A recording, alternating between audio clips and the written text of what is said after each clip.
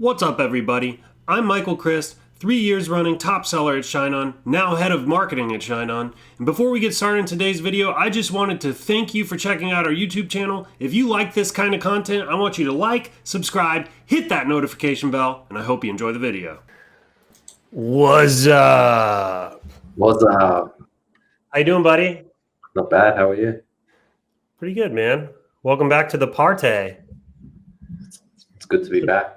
Yeah, it's been a little while. Hey, so we're having some issues with the stream today, clearly. So StreamYard is glitching out pretty bad. So the folks that are on, if you could help me, maybe post this link in the group here somewhere. Maybe post it in the comments, something like that. However you're watching it, put it in the comments so that people can find this. I made a post and announcement that's got a link to the video, and I think that post is working. But it's really weird on my side. So on my side, tell me if you're seeing this, Krste, in the group. On my side, it looks like I've made a marketplace listing, like I have something for sale. So it's something is pretty glitched out. We tried it twice. So if you were on the previous one and we dumped you, sorry about that. But hang tight, and hopefully we'll get this figured out. I am seeing comments come through up here, so that's good. We've got start highlighting some of these so you know if you're in the right post or not. We got a hi, Mike and Krste from Shay. What's up, Shay? We got one from Michelle from Florida. What's up? We got Joy over on YouTube. Yeah, we stream on YouTube as well. So if Facebook isn't working for you, head over to our YouTube channel. You'll see it there. Michelle's seeing it. Let's see the link. Yep, it works. Link in the email gives an error message. Yeah, we had to stop the stream, so it's a little messed up at the moment, unfortunately. Here's a link that's working, but you're not going to be able to write that down. Let's see. Looks good on Facebook. I'm in. All right, good. Everybody's kind of finding it, so we have people trickling in here. Looked like you were selling coffee. That's what it looked like to me as well. And you never know. ShineOn branded coffee might be coming your way. All right. Well, are you ready for your weekend? It's about to get a whole lot better, right? Sure. There's only one way we like to kick these things off. We like to do a little toast. Unites all of us around the world in one common goal: to sell more. So find a mug, bottle, glass, flask, whatever you got handy, and get ready. This is about to make your whole week better. This is going to be the best Coffee with Michael we've had to date. What's up, Facebook user? Never letting us down. All right, you guys ready? Raise up your glasses, mugs, bottles, and flasks, and join us now for the Digital Marketer's Toast. Here's to more conversions, more cash, cheap CPMs, and lower CACs, to higher CTRs, much higher CVRs, to enable ad accounts and big bank accounts, to upsells, downsells, and cross-sells, to winning products and repeat sells, and to the thing that everybody knows: the riches are in the niches, but also your email flows. Drink.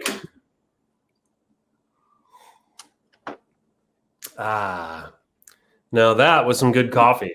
That's how you kick one of these things off. I was feeling a little bit concerned before because all these technical issues, but now everything is right as rain. This is going to be baller. Yeah, I think maybe I brought my week into the beginning of the stream. My week has sort of started off in that sort of tone. So maybe it's me that brought that luck. I don't know, man.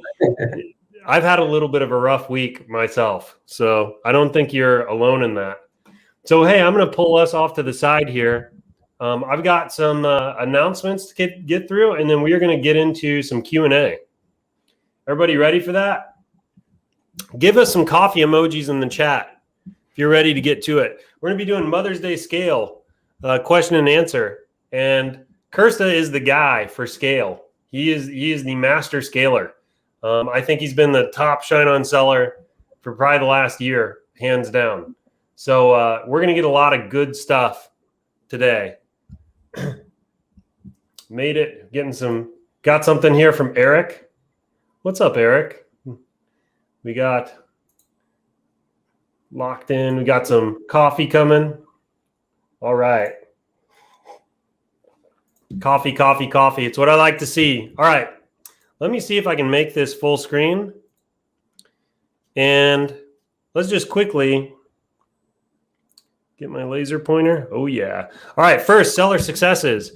Karen, sharing a win. Launched ads, got a purchase. First purchase. We always love to share those. They're encouraging. Rising tide lifts all boats. It's what we believe here. $42 in profit. So congrats, Karen. You are going to have some swag coming your way. So somebody from my team will be reaching out to get your details, and we'll send you some swag. MD Nazrul Islam, $7.4 thousand in the last 7 days. Mother's Day sales are taking off. This is like the 2 or 3 weeks before a holiday. It's like a Super Bowl for us, and we have multiple Super Bowls throughout the year. This is one of them. You're not going to want to be sitting on the sidelines. If you aren't testing, you aren't selling, you should probably get on it. You are literally, transactions are happening right now. I'm sure Krste is making sales literally as we speak on this live stream.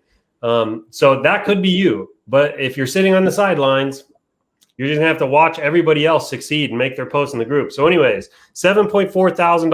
Congratulations. You've got some swag coming, buddy. Somebody from my team will be reaching out.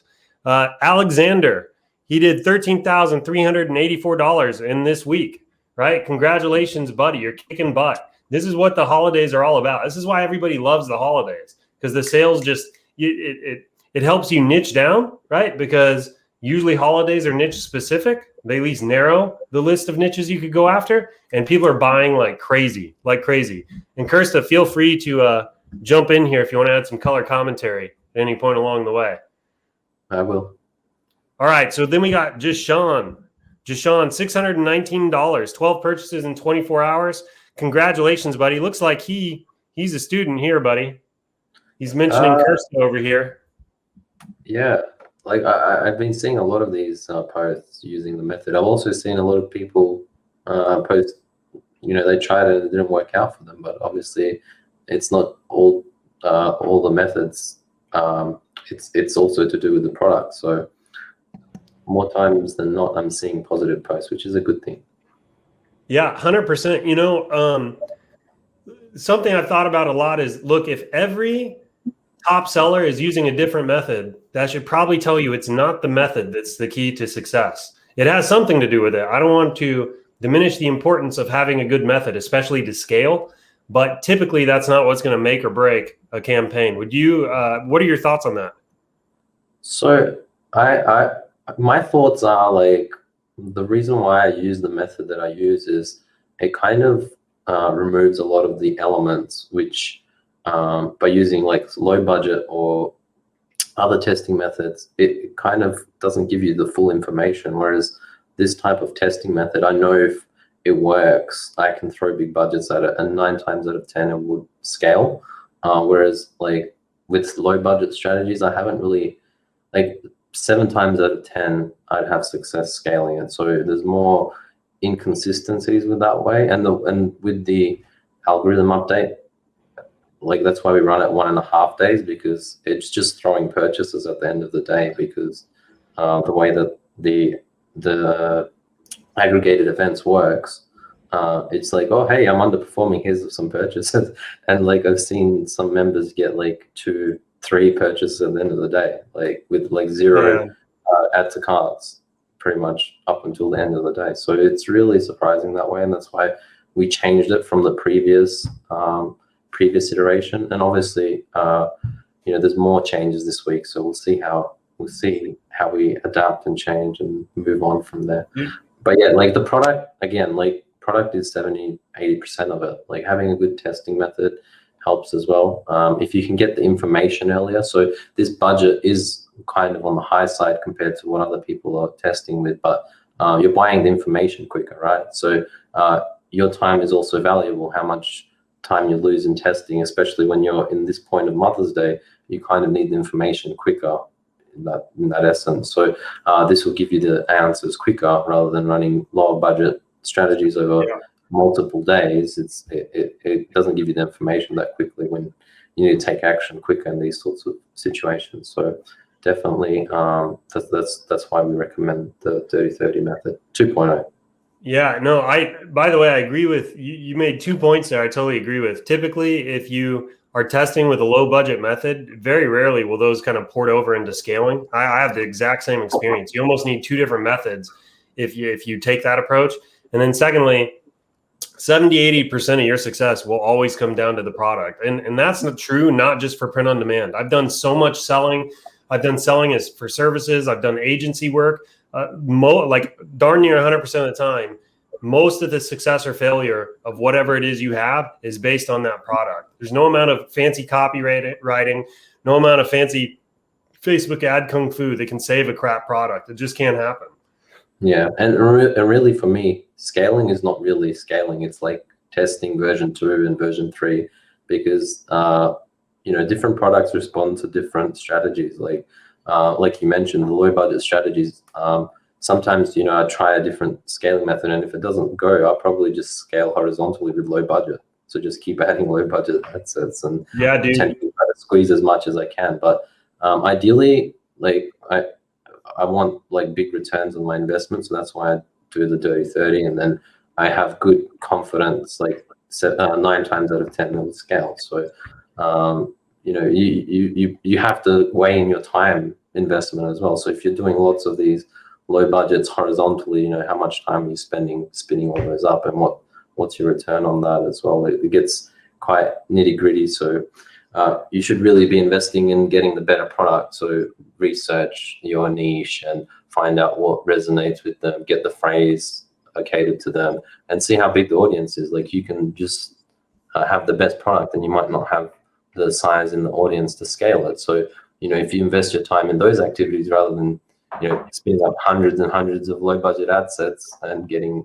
small amounts of profit, probably be a better worthwhile investment of the time, of your time, because that's the most valuable part. Well, let's tell you what, man. Let's I think that's good stuff. Sit tight on that, because we're gonna have some Q&A here at the end, sure, and we'll get down into the weeds on all of that. But no, I tend to agree with basically everything you say. Look, every seller has kind of their own style they bring to things, but I agree with pretty much 95% of everything you say. And also, I've seen some of the products you pushed. I've seen behind the scenes on some of the things you do, and some of your stuff, it's very technical, but it's creative at the same time. So I've always been really impressed at your media buying prowess.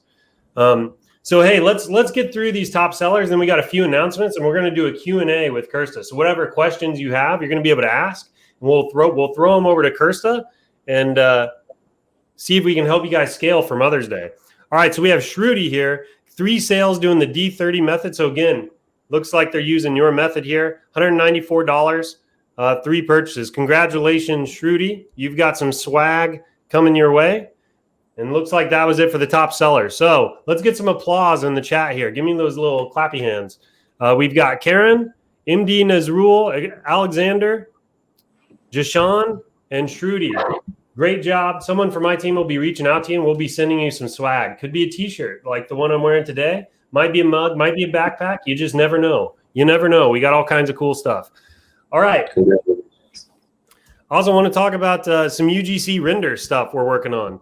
So you may have seen these posts in the group. If you haven't, you need to go search. Look for MD Ismail Hassan. He made 2 posts in the group, and what he's done is he shared some render files in the group. So you can actually make your own UGC ads using these PSD files. They're really freaking cool.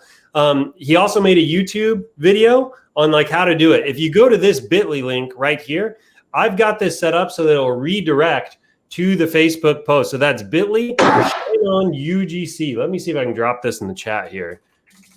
bit.ly /ShineOn UGC.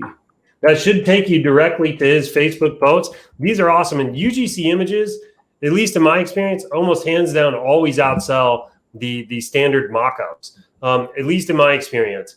And this works. This, again, goes across a variety of different products, not just jewelry. I've done this with all kinds of stuff in the past. I've done this with client work in the past. Usually those UGC style images tend to do better inside of the marketplace where people are expecting to see images of their friends and things like that. Again, I'm not saying there's never an exception to the rule, right? But that's generally what I see work. All right, let's keep moving. You're making my job harder now. That we've had UGC creatives for over a year now. Now I have to up the game in the private community again. I have to figure out something more creative, because now everyone's going to have UGC creatives. So I need to take it to the next level. I've been experimenting with video. Video is something that I want to get figured out for the group. I think that is the next, because the audience is such a big part. Like, I think 80% of the audience is video and 20%. Yeah, they keep a whole section of the inventory set aside for video. Yeah. So this is a big portion of the audience that I want to tap into. So I am continually experimenting. I haven't figured out the winning method, but I'm sure that'll be a breakthrough for everyone when I do. Dude, I think it's going to be like the 4-minute mile, man, because I've never seen anybody really crack video for jewelry yet. You do see like some of the big companies running video ads, but they're I'd almost have to show you an example so you can kind of see it. They're like a blend between, they're almost like a GIF, where they're like a blend between standard image and video. They're not a full crossover yet. So it's interesting stuff. All right, so new products coming.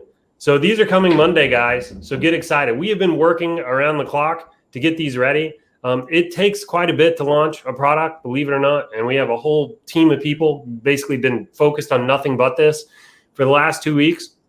We've got Peas in a Pod coming. These are going to be super high AOV. They've got over $1 million in proven sales. These are going to scale. Somebody is going to nail this product with the right message card for Mother's Day, and they are going to scale to 6 figures like that. Somebody is going to have a huge Mother's Day just in the last like week and a half, 2 weeks we've got here. Someone is going to peak out big time on this. And keep in mind, the biggest sales run I've ever seen was somebody around Mother's Day that did like $575,000 in 7 days. I've never seen anybody hit those kinds of numbers before with jewelry. And it was during Mother's Day. So this is a huge, huge selling season. This product here is going to take off like you wouldn't believe. I know somebody is going to be adding 5 or 6 figures to their bank account easy over this product. It's really cool too, because you can personalize it. So you can choose how many kids you've got. You've got the birthstones here, right? So you can personalize it with the birthstones. It's going to be super high AOV. We're really excited to get this one out. Have you done, I'm just curious, man, do you have any designs on the back burner where you've been kind of like waiting for this one? I have a lot of Mother's Day designs, which I can probably retry again with this. I haven't had traction with quite a few. They had sales, but nothing really that pushed them over the edge. But like, if I can adapt them to this, I think we could turn them into a winner, because lots of the message cards which were winners before, you can just repair it with and just take it to the moon again. There's nothing really holding you back. So you can go and find a winning Mother's Day design on Etsy or Amazon or any of the other proven product research methods and pair it with this product and just go crazy with it. Well, something that's going to be really cool with the way we're launching these, again, Monday is the date. We're giving away the first 1,000 units for free. So the first 1,000 sales are free, no base cost. So it's 100% margin for whoever those people are. So you're going to be wanting to pay attention on Monday. If you're excited about this product, have everything locked, loaded, ready to go, have your designs done. As soon as these things hit the product catalog, and we'll make a post in the group, you're going to want to immediately start your testing. The first 1,000 products sold are going to be free, no base cost to the seller, 100% margin. So you're not going to want to miss it. Are these separate? What's that? Are they separate? So it's like 2 pods, 1 product, 3 pods is 1 product, and 4 pods is 1 product? Or can you select how many pods? Okay, so the product page will allow you to customize it. Okay. Is that what you're asking? Yeah. So like, I know the gemstones which are on the necklace are customizable, but is the necklace, so can you select the 2 pods and the 3 pods? Okay, yeah. Cool. Yep, that's my understanding of how we're deploying it. You can choose the number and then also customize the gemstones. And I believe it's got the wood box upsell as well. So this thing is going to freaking crush. It's going to crush. So again, first 1,000 units free. This is something nobody else is doing. And it's going to be part of our launch strategy. We're super freaking excited to try one of those. First time with message cards as well. I'm not sure if I said that. This product's never been sold with a message card before, to my knowledge. So this is definitely going to stop people in the newsfeed. It's going to be pretty freaking cool. Then we also have the custom birthstone tag necklace. Custom birthstone tag necklace. Again, so yeah, look here, Krste. This is kind of what it's going to look like, where you get to choose the number of peas in a pod. Then you get to choose the birthstones. So this one is also engravable, right? So this is another big one that we really think is going to take off. We think this is going to absolutely smash, and we're giving away 1,000 of these for free as well. So first 1,000 are free, no base cost to the seller, 100% margin. So we're super freaking excited about this. So again, this is Monday. So if you don't have designs yet, you need to be like this weekend. Again, I've told you guys during selling season, sleep is overrated. You should really question whether or not sleep is a priority. You need to be making designs and getting ready to rock and roll, because when Monday comes, these products, somebody is going to hit a winner and add 5 or 6 figures to their bank account. And it's going to be, you're going to increase your chances if you take massive action between now and then. So don't sit this one out. All right, next, I want to talk about new analytics. Oh, there's one more thing I want to share. I think now is as good a time as any. We have a new upsell coming, and this upsell is actually going to live on your product page. You're going to have the ability to toggle it on or off, right? So if you don't want it, you can turn it off.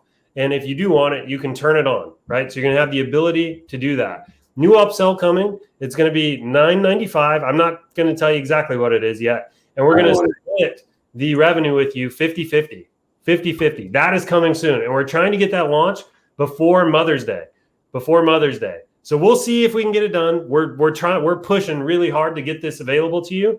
But $9.95 product page, you can toggle it on or off. We're going to split the revenue with you 50-50. Super excited about that. It's just one more way you're going to be able to increase your AOVs, especially as Facebook's getting more expensive. So we're super excited about that one. I wish I could share more. I can't. I literally got some details on it. Like, it's something we've been working on for months, but I literally just got an update on it before I started the live. So I was like, I'm definitely going to have to tease it in the live. So super freaking cool. Super cool. If you guys are excited about this, drop some fire in the chat. I like fire. Drop some fire in the chat. And this, by the way, is not going to be the only upsell we're adding like this. We've got a whole slew of on-page add-ons coming your way. By Q4, we're trying to set it up so that you can get AOVs up into the hundreds. That's really where we want to get. 3-digit AOVs. That's our target. 3-digit AOVs through all the add-ons, the on-page add-ons, the upsells, the post-purchase stuff. We also, we're doing our best to make it all configurable and customizable so that you can choose what you show, what you don't show. You can build specific funnels for specific products. We're working on all of this stuff. It's going to be awesome. Oh, yeah. That's what I like to see. Okay. Getting a lot of fire in the chat. Okay, let's keep going. So iOS 14 proofed. So is this something else that's coming? This is going to be, we're testing it early next week. It's not going to be rolled out publicly. It might see a public launch mid to late next week. I don't really know, but we're definitely going to be testing this next week. This is our new analytics section, right? It's freaking beautiful. I saw a live version of this today. The dev team's been working super hard on it, so they all deserve some massive kudos. This thing is freaking beautiful. I wish I could zoom in on these photos. I really can't. I'm not going to walk through every section, but I'm going to tell you what I think is neat about it. First of all, you have a calendar selector up here at the top right, calendar selector. So those of you that, you have to choose last 7 days, last 30 days, and are kind of annoyed by that, you can actually specify date ranges now. So that's pretty amazing. Secondly, you can't really see it here, but we have an annotation section now in the revenue chart, an annotation section. So you can actually, if you make, you know what? I'm gonna explain that in a second when I get over here to this one on the right. It's gonna make more sense. But annotations are super cool. It's an innovation that we're bringing to the stats page. I've never seen anywhere else. So give me just a second. I'll explain that more. Then you have, oh no, I can't read it. You have a bunch of other cool stuff here. It's like orders. It's orders. I think units are down there. Profit's going to be in here somewhere. Your base cost is in here. a little blurry for me. Right here is where all the retargeting sales are going to be shown for you. So SMS, email, and then like Facebook retargeting. We also have Google retargeting. All of that's going to show right here in this section. So you can see exactly how many retargeting sales we're sending to you.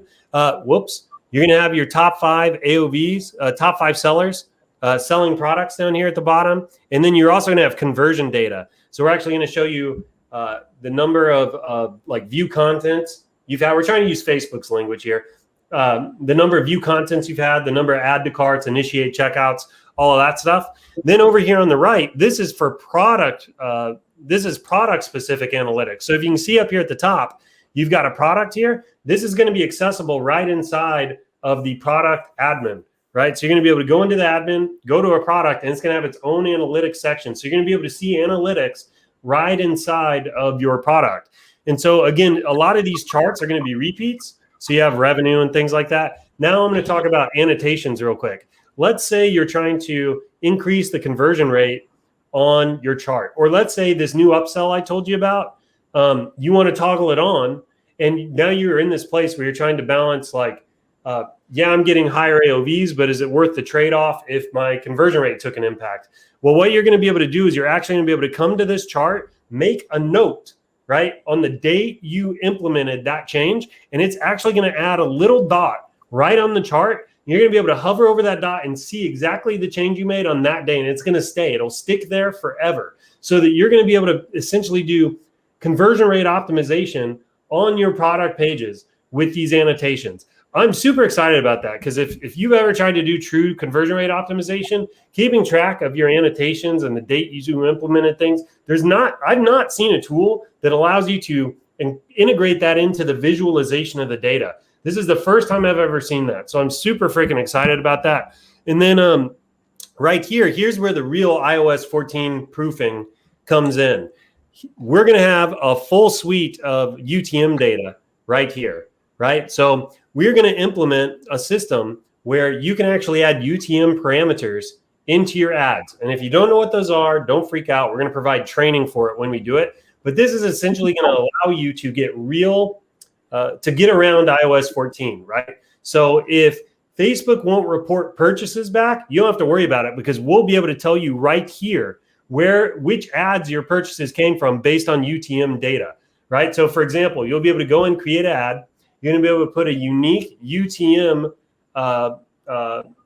like syntax in there.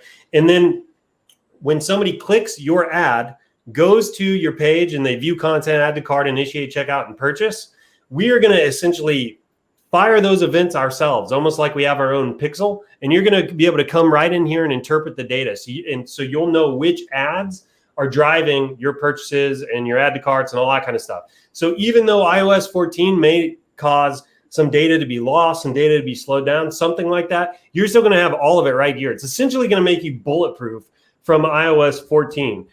We have a whole process we're going to roll out when we do this to make sure everybody understands how to use it. We've got a prefix on your UTM we're going to want you to use because our system's only going to listen for that prefix to pull data in here, also get really messy. So anyways, we're super excited about that. Like I said, this should enter testing sometime early next week. We may even reach out to some of our top sellers. Krste, it wouldn't shock me if we tap you on the shoulder to see if you can help us kind of test that out and prove that it's working. It'll probably be middle of next week, though, before we do. But we're super freaking excited about that in particular.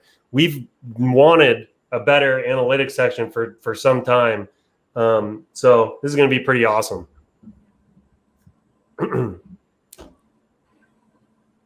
All right. Artie says, that is bloody awesome. I agree. That's bloody awesome. Okay, let's keep going here. We'll get to the Q&A. All right, so high AOVs. So here you can see a chart of some top sellers and their corresponding AOVs. Look here, guys. We got a bunch of folks doing $80 AOVs. $80 AOVs. Believe it or not, I saw some AOVs today that were $85 from a seller. $85. Lots of folks in the $70 range. Listen, if you're not selling between at least $65 and $70, you are leaving money on the table, hands down. $65 to $70 is easily achievable with our products. And this is across the board, whether you're on the app, whether you're on the platform. You strongly need to consider, if you have something that's scaling, strongly consider raising your prices up. And by the way, this helps everybody, guys, because then it's not a race to the bottom on pricing. Everybody makes more money if we say AOV conscious, AOV conscious. Our entire goal at ShineOn is to help you hit those 3-digit AOVs so you can outsell other people, right? That's the entire goal. So if you're selling for below 65, 70 bucks, you're leaving money on the table. You need to strongly consider experimenting with raising your prices. You can see a ton of people are having some massive success here with high AOVs. This is proof, right? We blocked out the names.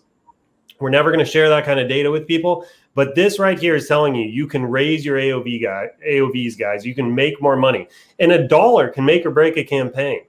I mean, seriously, $1 can make or break whether you have to turn a campaign off or you can let it running and keep that pixel optimizing and hopefully move it into profit later. So strongly consider raising your AOVs. All right. I think this is my last announcement. It's Eric's birthday. It's Eric's birthday today. So let's give him a happy birthday in the chat, but also help me out here. I want to blow up his Facebook Messenger. Okay, so Eric was actually interacting in the chat earlier. You should go find him, click on his name, send him a message and say, happy birthday. Let's completely blow up his Facebook Messenger. For those of you who don't know, Eric is the founder of ShineOn. He's why we're all employed. So thank you, Eric. Appreciate that. Go blow up his messenger. He shared a story, by the way, like a Facebook ShineOn story a couple of weeks back. You should go watch that. It's like 2 hours long. It's kind of, about Eric being, anyway, it's about the struggles he faced and the challenges and the failures he had to overcome and things like that. Pretty cool kind of origin story to the whole ShineOn thing. There we go. Hey, he sees us. This is the guy. This is the guy. Go type his name into Facebook and say happy birthday in Facebook Messenger. Let's see if we can crash his messenger. I'm so flooded, it takes him like 2 weeks to get through the messages. So partner with me, guys. We can do it, gang. All right. Happy birthday, Eric. Hope you have a good one, buddy. All right. Let's get into the Q&A now. So that was a rather long ramp up. You can see I'm on with Krste today. Krste, I don't know if I thanked you before, but appreciate you joining me today. Krste, guys, has a wealth of knowledge when it comes to ShineOn. He's been a top seller for at least a year. He's done multiple millions of dollars in revenue. He really knows what he's doing. He knows how to scale big time. He knows how to take a design, tweak it, keep experimenting with it, keep trying new methods, different audiences. He really knows how to dial things in so that he can achieve scale. I've really been impressed with Krste's media buying prowess in particular. Like he brings, it feels like he brings equal parts creativity and like technical skill to the media buying thing. So like he does a good job balancing the art and the science of it in a way that not a lot of people can. So I've been super impressed with that. So Krste can really help you with your testing questions, your targeting questions, scaling. He can help you with design and so on. So if you have any questions, start dropping them in the chat now. I'm going to start lobbing them at Krste here. So Krste, we're about 30 seconds behind on this, so it's going to take a quick second. But I'm curious, what do you think of the 2 new products that we have coming out? Which one are you probably most excited about, the tag or the birthstone? And don't lie just because you're trying to throw people off. I think the peas. I think I've seen peas work before, but not with a message card, and not in this type of style with the birthstones being on the actual necklace. I've seen them like be in the actual pod, so it's a very interesting take. That's probably the one that I'll be going for. So go for the other product. Yeah, so go for he said he likes the birthstone tag necklace.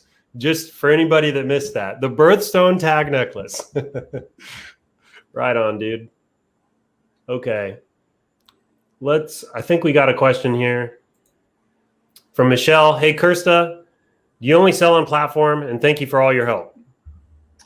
Yes, I only sell on platform. I had my store previously, but I lost the PM and all that drama. So, starting up on platform again was a lot easier than setting up a store again and domains and all the technical aspects.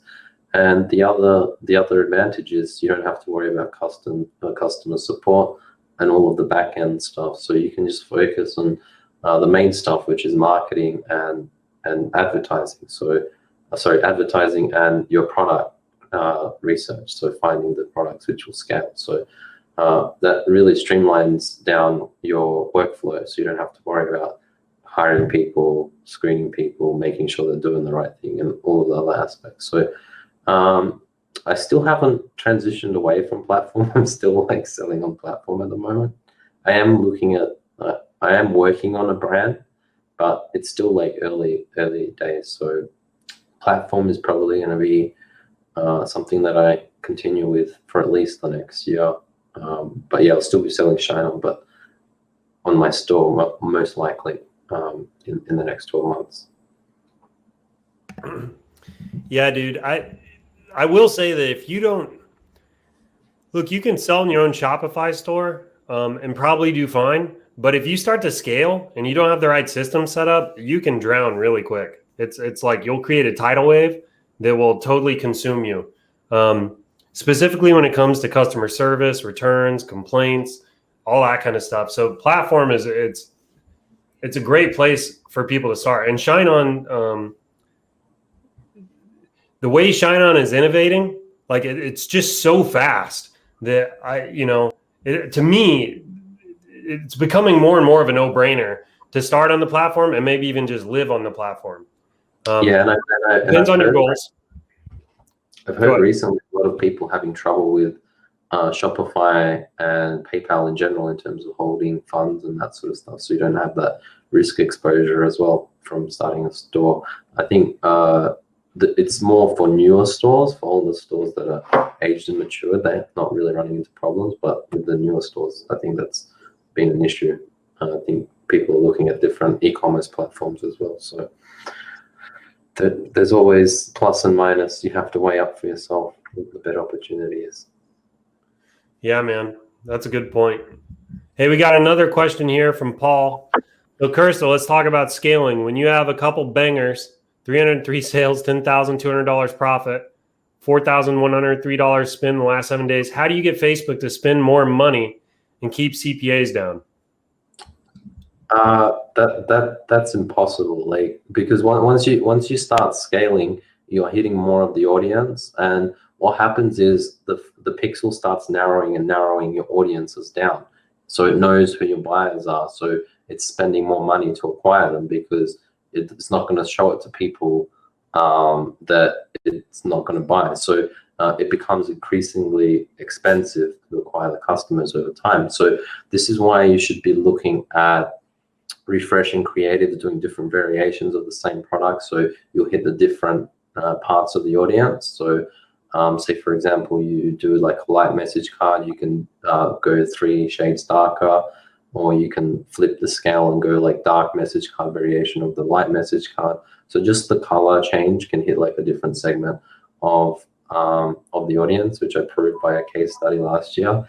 I scaled a previous winning product beyond 6 figures that someone else had already sold 6 figures of, just by changing the color and hitting a different part of the audience.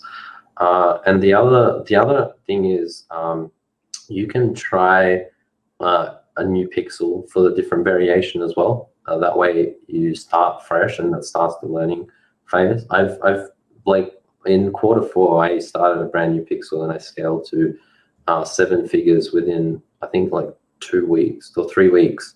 So if it's really a winning product, you shouldn't really be scared to try the new variation on a new pixel as well. So that way you're not competing with yourself in the auction, because if you run it on the same ad account and the same pixel, you can potentially compete against yourself with your variants. So that way you can split the two in different segments, so you don't compete against yourself, because that will also increase your cost, because you're both of your ads are winning and they're bidding against each other, so that will also drive your costs up. So dude, let's talk a little bit about margin real quick, because a lot of people don't realize that as you scale, your margin shrinks. I mean, it's kind of the trade-off, right? You're trading some amount of your margin for higher volumes. How low would you let like what is acceptable to you? How low would you let your margin fall before you stop scaling? Right? Where is that tipping point for you? So for me, it's between like 12.5 and 15% profit, because like when you start really scaling, once you go over 6 figures, that'll drop down to that figure. Like I can do 30%, but it's a small amount of money you take home at the end of the day. So I'd rather scale exponentially and have a bigger amount of money in my bank account. And the other thing is, if you don't, people will find your product and they'll copy it, and they'll dig into your margin anyway. So I generally go pretty aggressive with scaling. I've been a bit more cautious. Like I try to go no more than double budgets daily, just because I noticed that Facebook doesn't really like businesses that go like 3 or 10x the budgets daily. So that's another thing just to be a little bit cautious of when you are scaling. Yeah, no, I agree with that 100%, man. That you don't understand, like people will find your stuff. So it's a race to the moon, really. One of the things I've said a lot is like when you find a winner, you should be prepared to stomp on that gas pedal. You're going to want to make sure you've kind of got a bankroll ready and you can kind of support that kind of scale, because you're going to be competing with other sharks. Your stuff is going to start showing up in some of the spy tools. Or if somebody's got like Krste, I know you're a friggin' ninja when it comes to this. People can find your stuff, especially if they know you're a good seller. Like there's ways that you can kind of see what other people are doing. Krste will a lot of times send us screenshots of our own CRO tests on the platform. He's so freaking good at finding this stuff. So, but my point is, he's not the only one. There's lots of folks out there that they kind of build a radar and they can see some of that. So when you find a winner, you need to be prepared to stomp on it and know what margins you're aiming for. I agree with Krste. It's okay to have smaller margins if the trade-off is much larger volume. That's not a bad thing at all. Plus, don't forget too that part of what comes with that is you're seeding your pixel, and you also you should have retargeting campaigns set up as well. So the more volume you're throwing at it, the better you're going to do overall.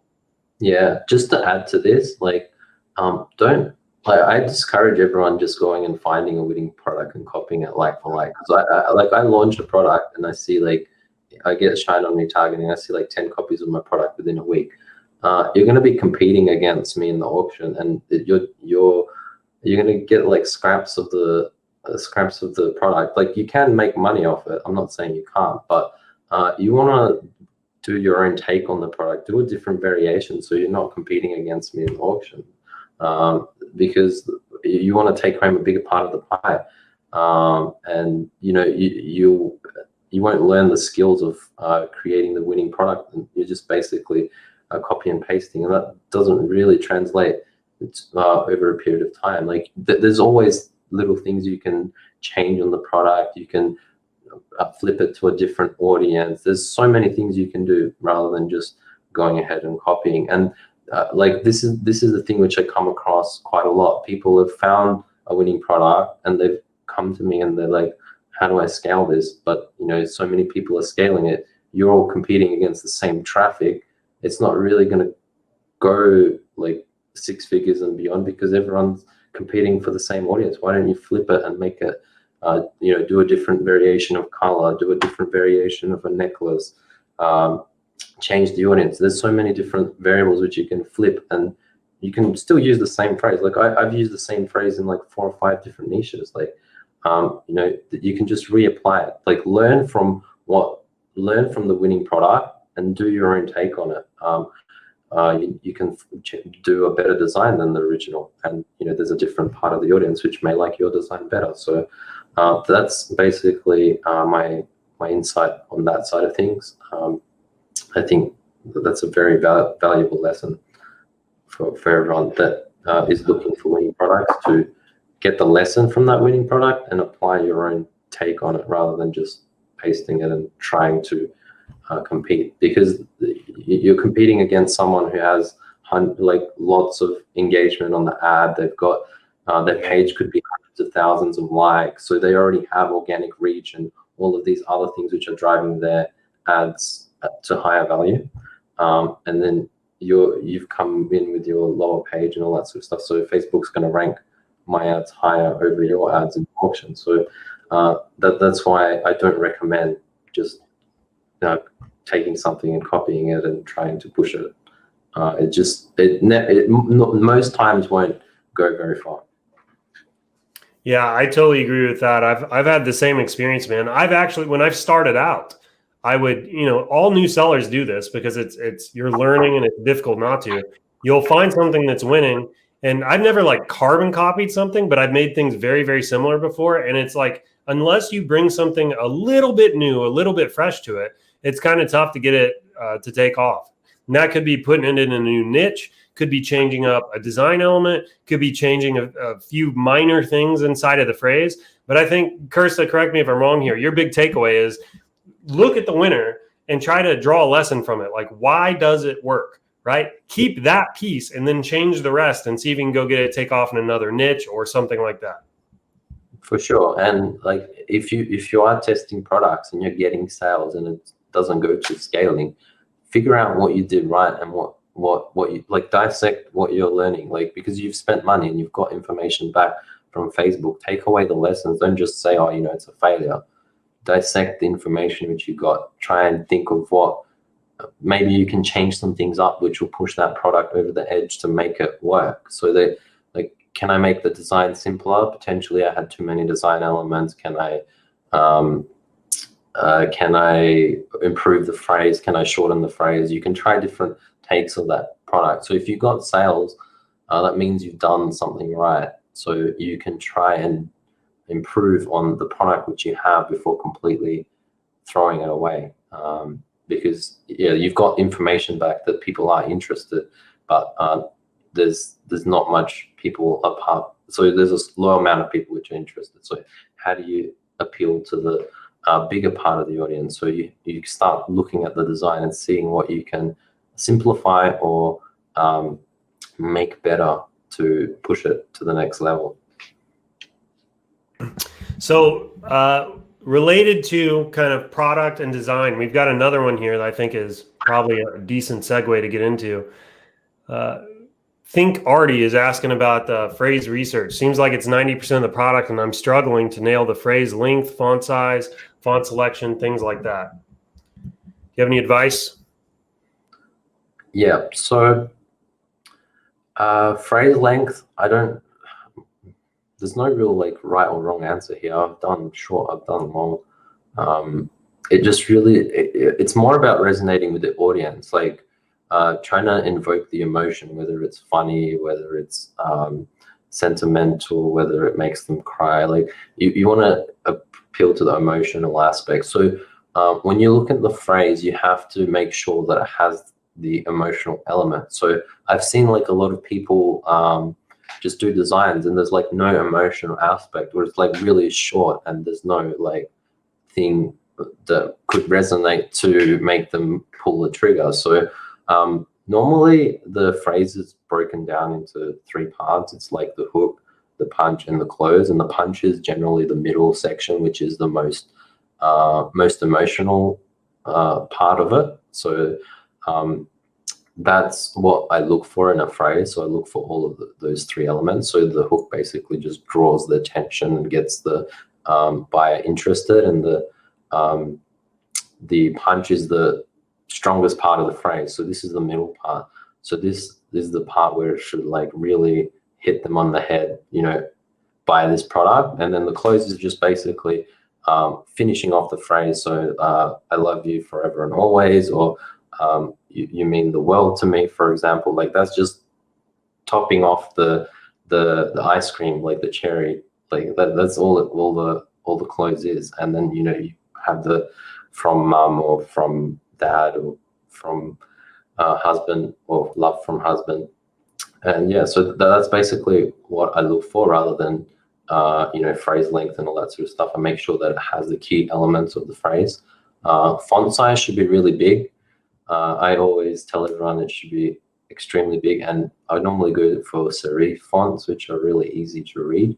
And Arial is probably like the easiest font to read out of everything. So, and Times New Roman, I think, is quite popular as well. Like the Microsoft Word font, everyone knows how to read that one. So one of those two would definitely be sufficient. More essence on having the larger size, because people need to read the phrase. That's the main thing.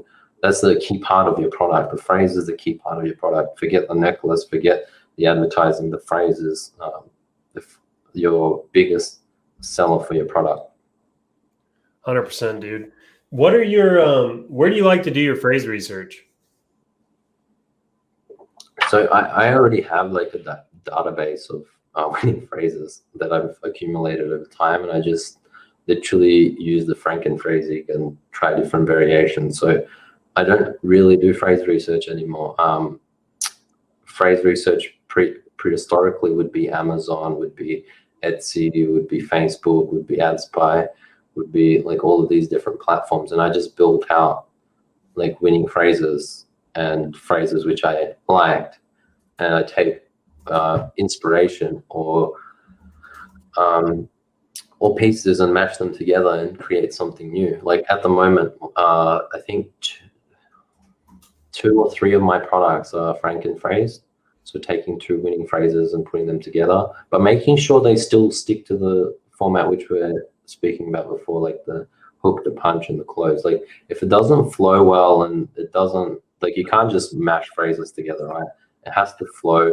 It has to stick to those elements as well. So if you don't have that, then it make sure that you work on that. And the buddy system which you recommended, definitely have someone read over it. Like I have a phrase at the moment which I've scaled that has a spelling mistake on it. But I've sold like 2,600 units of it, so it's not the end of the world. But make sure you do get it checked. Yeah, and by the way, you haven't seen any. Your feedback scores are all still good, right? Yeah, I think my feedback score is 4.9 on my. Okay, excellent.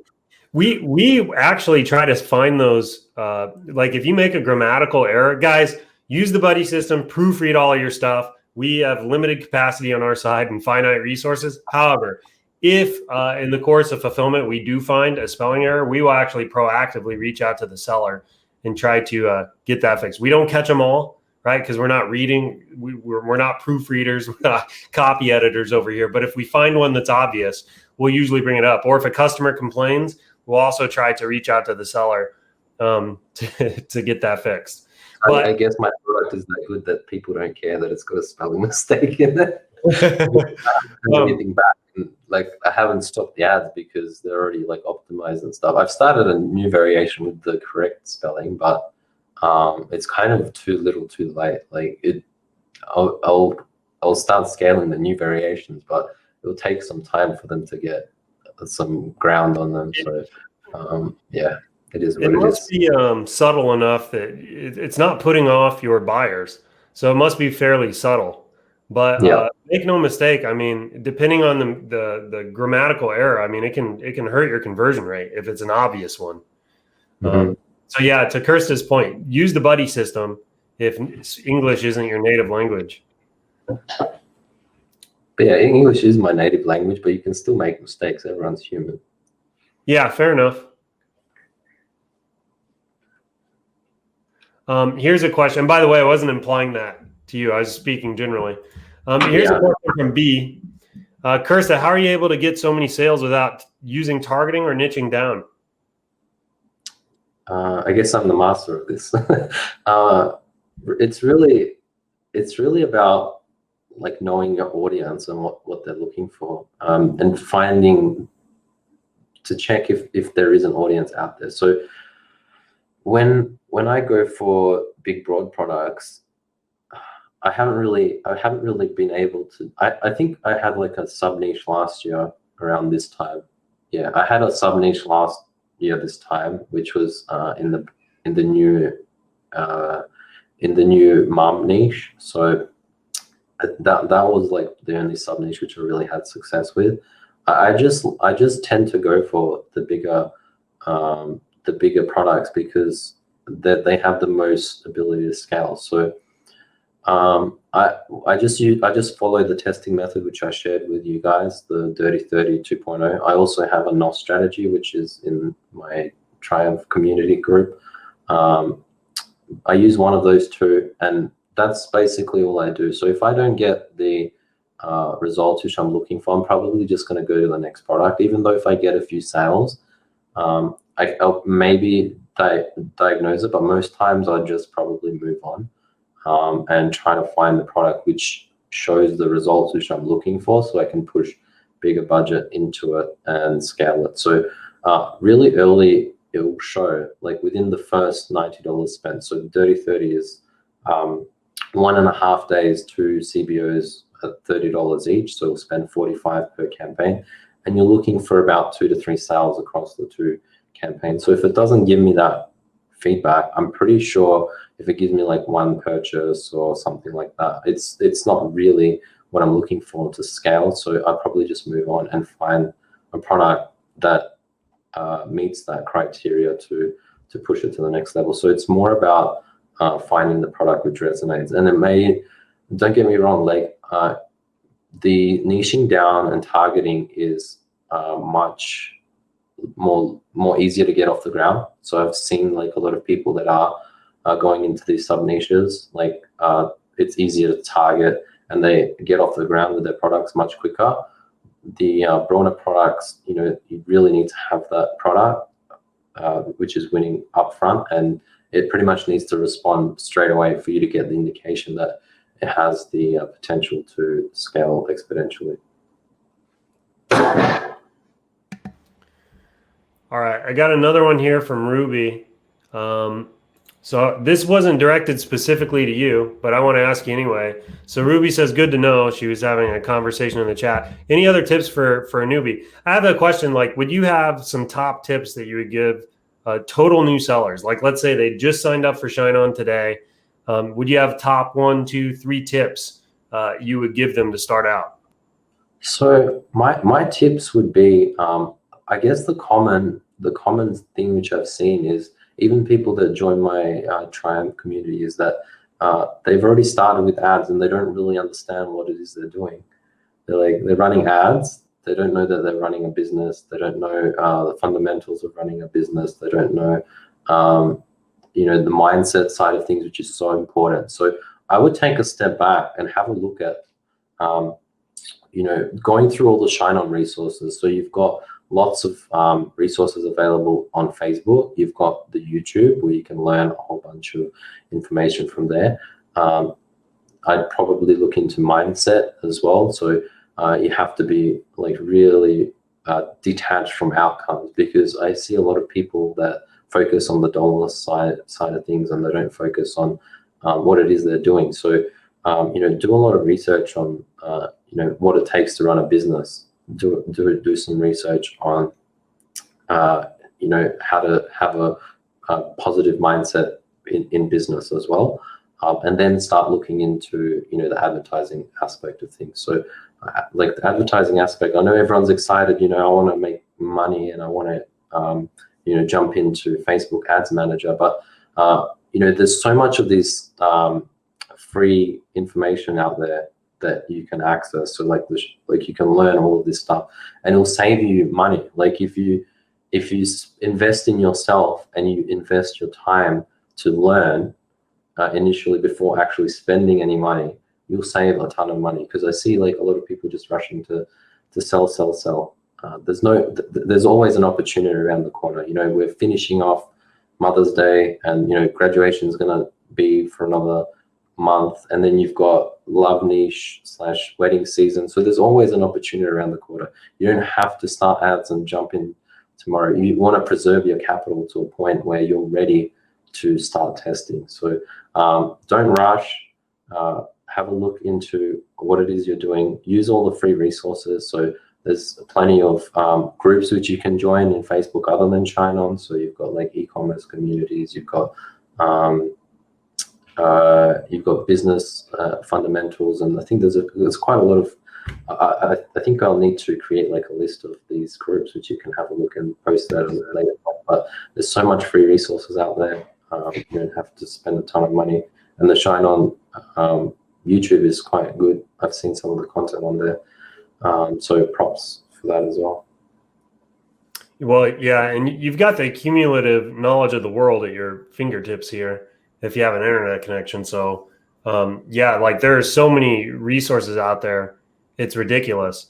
Hey, guys, if you have any more questions, drop them in the comments. At least in my view here, it looks like I'm coming to the end of the question. So if you have any questions, drop them here. So, Krste, related to mindset,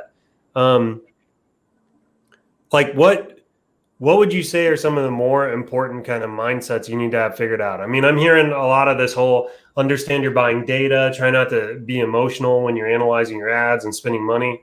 What are some other ones? So yeah, I guess that's the money aspect is the biggest one which I come across. And I posted it in like a couple of private groups. One day, like my daughter wanted a watermelon, and it was off season. So I'm like, oh, crap, it could be a bust. Like the watermelon could not be good, but and especially off season, it's more expensive. So it's like $15. But what are you going to do? You're going to buy it because your daughter wants the watermelon, right? The same deal with testing. Like you can't, unless you put the money out there, you're not going to get the data back. And potentially the watermelon could have been bad. It ended up being good, but it could have been bad. And it's not going to stop you from buying a watermelon again. You're going to still buy another watermelon, right? So, and you could have like a few watermelons in a row, which are not good. You can't tell like if a watermelon is going to be good or not. Same with testing. Like I've seen some products take off that I'm like looking at them sideways. How is he selling this? But he or her, like it could have been a girl selling it. But it's crazy. Like unless you test, you don't really know.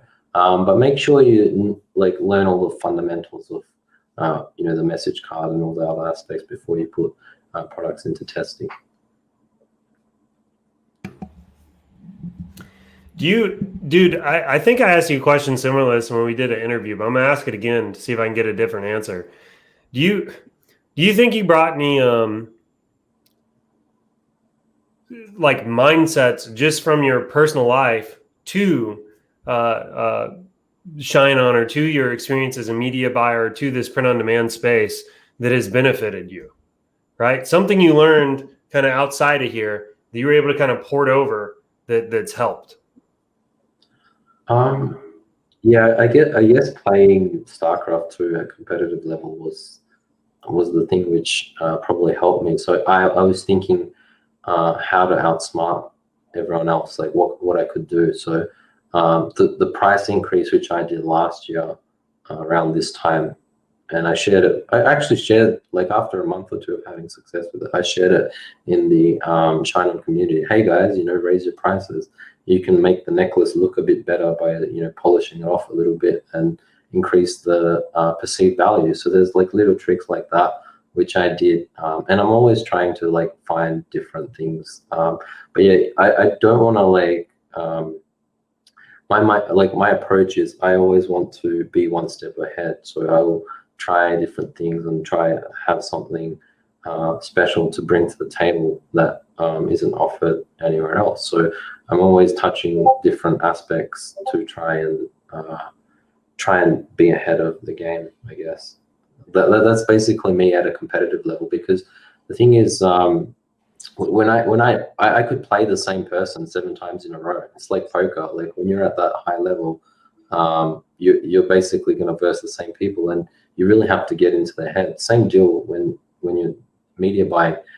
You're competing against other ShineOn sellers that are selling the same product, potentially with the same message card. But what can you do to bring to the table that you can beat him at the game? So you can raise your prices, your strategy with your marketing to increase your value, or the method which you approach to have a higher cost per acquisition. So you can afford to spend more money on ads than your competitor. So a lot of this stuff, I guess, transitioned into media buying.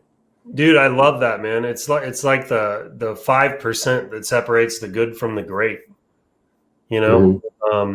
And I like the whole, framing it up as a competition, right? Where you actually see yourselves competing against other players, right? In the Facebook auction. At least for me, it's way my brain is starting to kind of put that together. I think that's freaking awesome.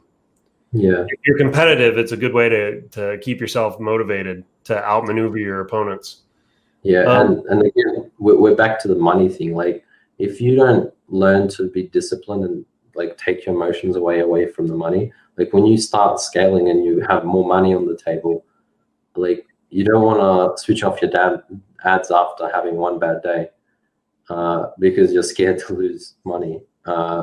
Like you have to learn that discipline with early on when you're testing with smaller budgets, and then once you start getting to scale, it's the same thing applied but 10x. So your fluctuations daily can be thousands of dollars. So if you're not prepared to fluctuate money early on, you're gonna have trouble scaling as well, because sometimes like after consecutive $1,000 profit days, I can have like $1,000 loss day. So that's not gonna force me to turn off my ads and ruin the calibration and all that sort of stuff. So you have to learn that at an early, like you just treat it as data, and you just watch what happens and you make decisions based on the data. Forget the dollar signs that are involved. Otherwise, it breaks a lot of people. I've seen it break a lot of people.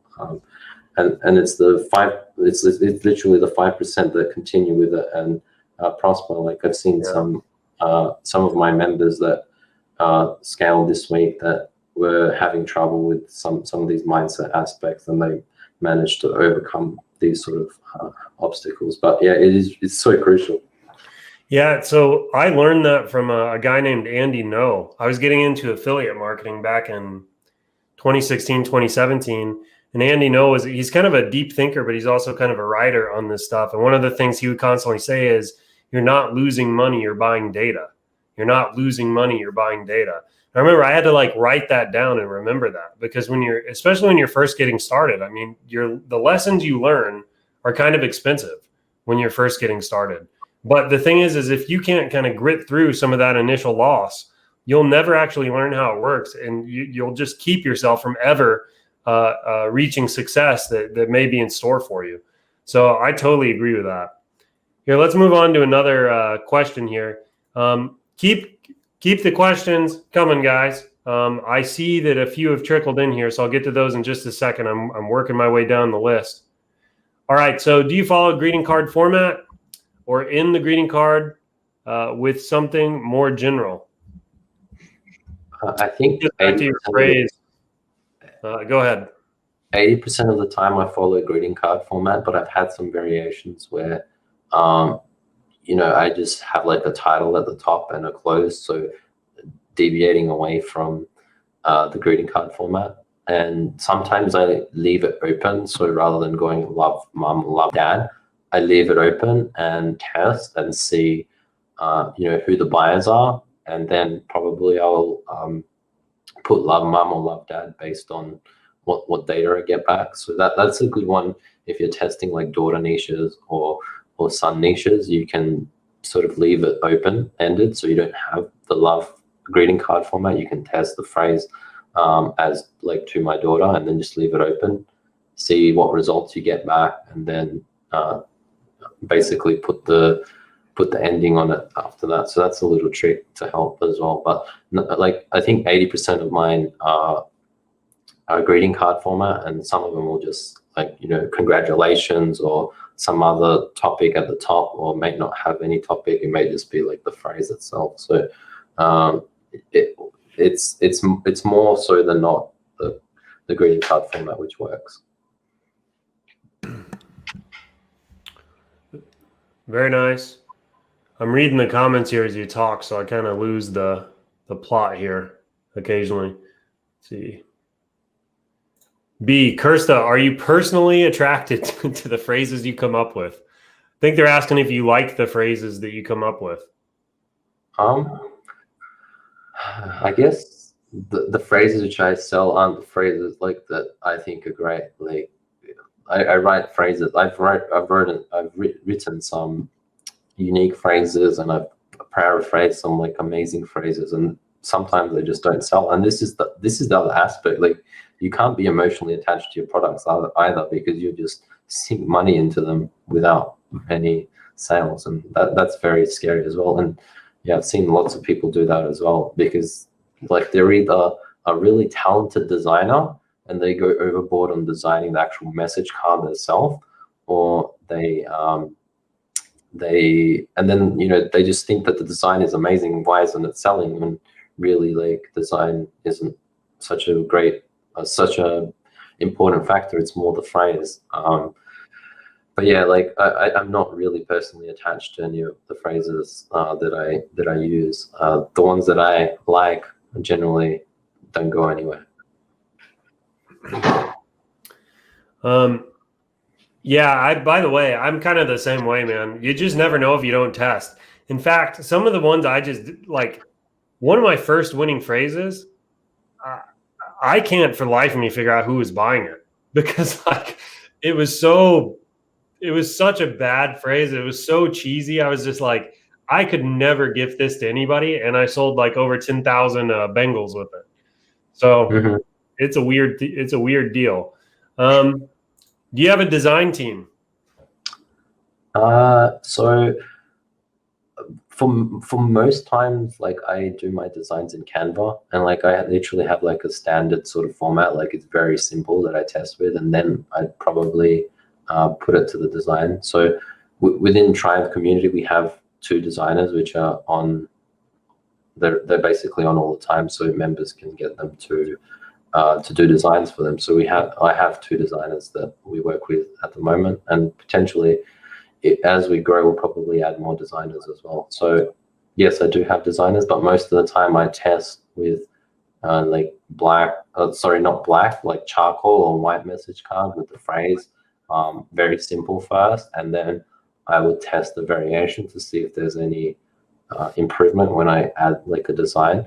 So most of the times I test with like a blank slate, like really simple message card. So white background or charcoal background with white text, or white background with black text, and literally just the greeting card. That's it. Like no flowers, no borders, nothing. Just like simple.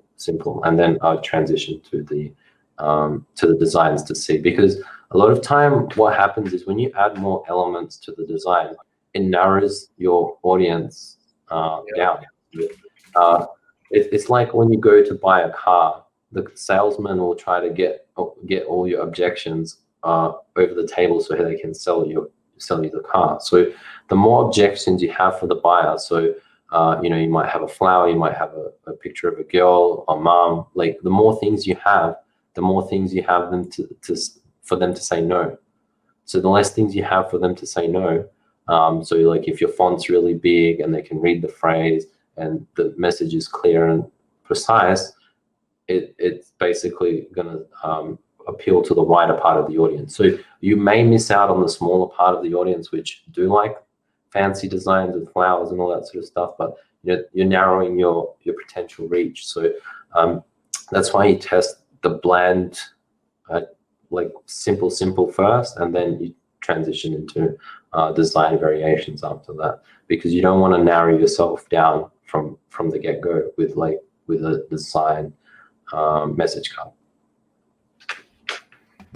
Yeah, I agree with that, and I think I teach basically the same thing, that fancy design, especially at the beginning, can be more of a detriment than a help. Here's one from Lindy. Do you advertise? And by the way, we'll try to wrap this up here in about 10 minutes. So we'll take just a handful more questions here. Here's one from Lindy. Krste, do you advertise on more than just Facebook? I'm actually still waiting for my shipment of necklaces. I ordered a bunch of samples, but I don't know where they are. Like it's COVID and shipping is, but yeah, I want to transition to other platforms, but I'm still waiting for. Most of the platforms are video based, so I'm still waiting for samples. And once I do that, I'm pretty sure I'm going to smash it. But there's so many other potential platforms to advertise on, and with Facebook ad restrictions and all that sort of stuff, it's good to diversify. So having multiple platforms, so you're just not totally offline for one day or 2 days, depending on how long they take to review the accounts. So yeah, definitely I would recommend looking into Google ads, YouTube ads, Snapchat, TikTok. There's so many other avenues, and this is probably like I'm really looking forward to getting samples because it'll allow me to test different variations of the creative. So that way, if I get something that works on one of these other platforms, I'm pretty sure it should work for Facebook as well. So yeah, definitely recommend looking at other platforms as well. But if you are going to do that, order samples, shoot some footage yourself. I think lifestyle footage with the message card, like just shooting like the scene would probably work really well. But without testing it, I can't really say much. I have so many ideas that I want to test. If Zach doesn't know about your samples already, hit him up. We can probably look into that for you. It's tough though, because sometimes, especially when we're shipping to other countries, we can track it kind of until it leaves. And I think we can even track it into the arrival port. But beyond that, it's like it goes into a black hole for us where we can track. I think most of the international shipments are like by boat, right? So it just like goes into the sea and it's waiting time. Yeah, it's tough. But anyway, reach out to him because he may be able to figure out what's going on there. Here's one from Michelle. Any recommendations on learning to read Facebook data better? So I'm old school. I have like a profit and loss sheet. I keep external from Facebook. So and people like show me metrics of CPM and CTR and click. Like I don't follow any of the other metrics. Like I literally look when I'm testing, I'm looking at purchase. Am I going to get a purchase on the product or not?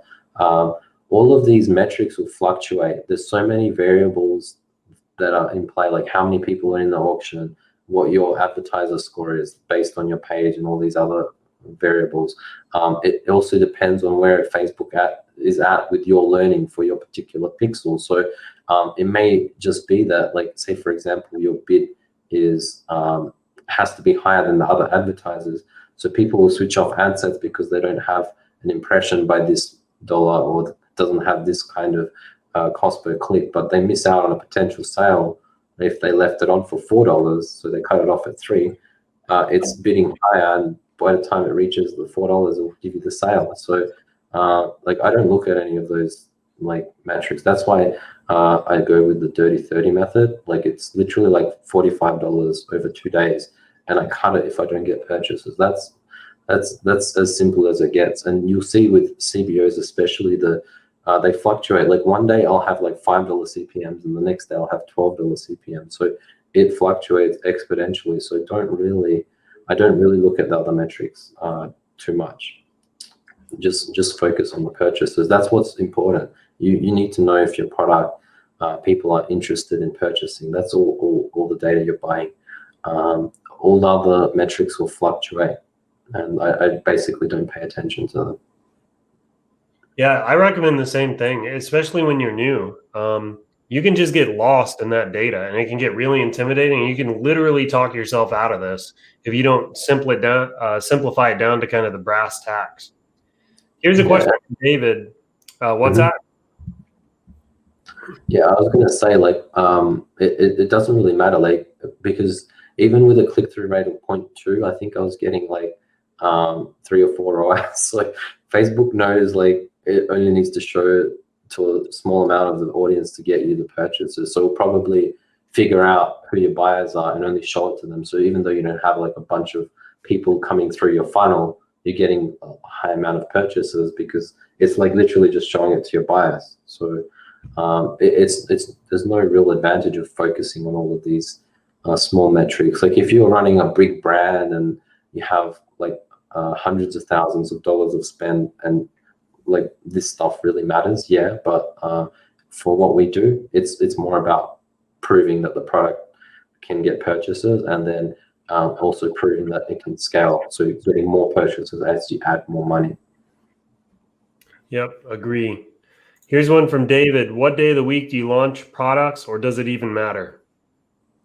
So I don't really have rules for launching products myself, but that's because I have like a higher risk tolerance.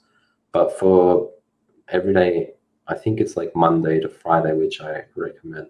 Mondays are like hit and miss, and Fridays are hit and miss. If you want like the best days of the week, it's Tuesday to Thursday, in my opinion. But like, you know, you have some crazy Mondays and some crazy Fridays as well. So I weekends is the one that's hit and miss for me as well. So weekends and Monday, it's up and down. But I have more confidence launching products on Tuesday to Thursday. Hey, I think we'll finish it with this one here. So Ruby asked if you can explain your Dirty 30. You made a post in the Facebook group one time, kind of going over the summary of it. You'd have to search for Dirty 30 in the group to find it, and we can maybe try to get it and link it here in the comments too. But can you give kind of a 60,000 foot view of what that looks like? So yeah, it's a CBO campaign with a $30 budget. So top level is your campaign. So you turn CBO on, you put $30 in, then you've got your ad set. And inside of your ad set, this is where you set your targeting. So say, for example, you're going for married men between 18 and 65 plus. I leave the targeting, the placements to auto. I normally don't really narrow any ages. It doesn't really have it basically Facebook knows. It will do some impressions and figure it out. So there's no real advantage of giving it any restrictions here.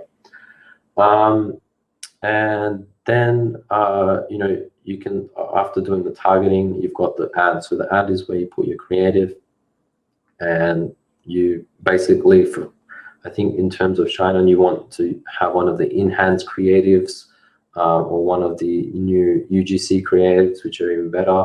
And the text, I just put like a one-line copy, one-line headline, and one-line description. Very simple. I don't put links or anything in the ad.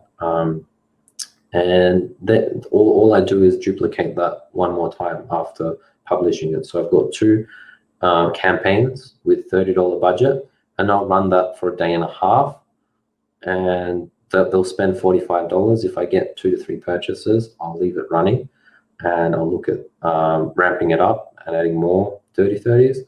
Or if I don't get what I'm looking for, potentially I can just leave that one campaign to run over 4 days. So if I get purchases on one of them, I'll leave it running for a couple more days and see if the momentum increases. I'll probably look at scaling it. If it doesn't, it just fails out, I'll move on to the next product. But yeah, if we can put the link definitely on this. I think someone already posted it. Yeah, it looks like Shay did. Well, I should probably make a Bitly link for it. It'd probably make your life easier too, because I'm sure you're asked about it all the time. Yeah, I mean, I end up comments, and it's like every post is just someone talking about something else, and it's like tagging me, asking me about Dirty 30. So yeah, unfortunately my time is limited, and I try to respond to everyone, but if I don't respond, or if you don't get a response, please don't get upset. I literally don't have the time to mentor and respond to every single question. Yeah, well, dude, I know your time is limited, because I know, I see a lot of what you're doing. So I want to thank you, man, for coming on and hanging out with us. Thanks for the knowledge you're sharing here and doing this Q&A. I really appreciate it, dude. You've been a huge asset in the community. I'm like really happy you're one of our sellers, dude. You're like one of my favorite sellers. I'm the prodigy. That's why I came out of e-commerce e-com profit formula. So well, dude, this is the case where the student becomes a master. Yeah, and hopefully I'll have students that come out masters as well. So anyway, really appreciate everybody. Thanks for your time today. Love doing our coffee with Michaels together. It's like my favorite part of the week. And now your weekend is going to be like 10 times better because you got to see it live. All right, everybody. Thanks for joining. Hope you have a fantastic weekend, and we will see you next week. Take care. What's up, everybody? Michael Krste here. I want to thank you so much for checking out today's video. Before you leave, make sure you like, subscribe, hit that notification bell. Check out all the links in the description below, particularly the link to register on ShineOn.com and also the link to our Facebook group where we are constantly sharing marketing tips and tricks to help you take your e-commerce game to the next level. So once again, I hope you enjoyed today's video, and we'll see you in the next one.